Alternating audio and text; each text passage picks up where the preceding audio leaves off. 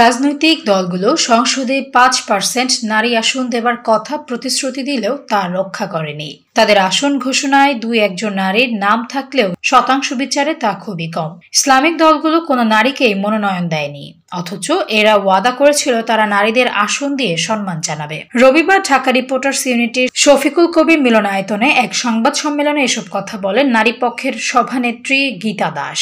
এ সময় তার সঙ্গে উপস্থিত ছিলেন কামরুন নাহার, রাশেদা হোসেন, অনিমা দে সহ নারী পক্ষের একাধিক সদস্য।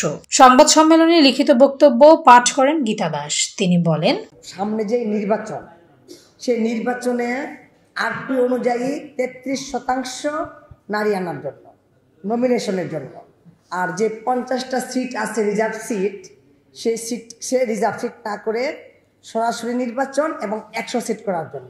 রাজনৈতিক দলগুলো কিন্তু এটা করছে না। নারী পক্ষ দেশে ৩ থেকে ৫ বছর অন্তর নারীদের নিয়ে একটি মহা সম্মেলনের আয়োজন করে থাকে। সারা দেশে তৃণমূলের নারী সংগঠনগুলোকে নিয়ে এই অনুষ্ঠান গত 15 নভেম্বর 2025 সালে সাভারের গণস্বাস্থ্য কেন্দ্রে অনুষ্ঠিত হয়েছে। এবারের সম্মেলনে বিভিন্ন সংগঠনের 300 প্রতিনিধি অংশ নিয়েছিল। নারীদের কাঠামোগত উন্নয়ন করতে হবে। সংবাদ সম্মেলনে সাংবাদিকদের প্রশ্নের উত্তর দেন কামরুন নাহার।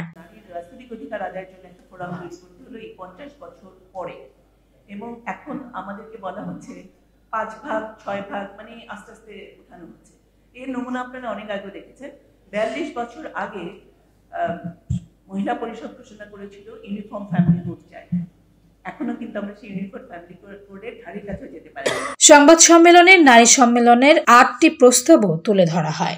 সকল ক্ষেত্রে সিদ্ধান্ত গ্রহণে ও নারীর স্বাধীন ও বলিষ্ঠ কণ্ঠস্বর প্রতিষ্ঠায় আমাদেরকে সংগঠিত হতে হবে, আওয়াজ তুলতে হবে, যথাযথ জায়গায় দাবি উপস্থাপন এবং দেন দরবার করতে হবে।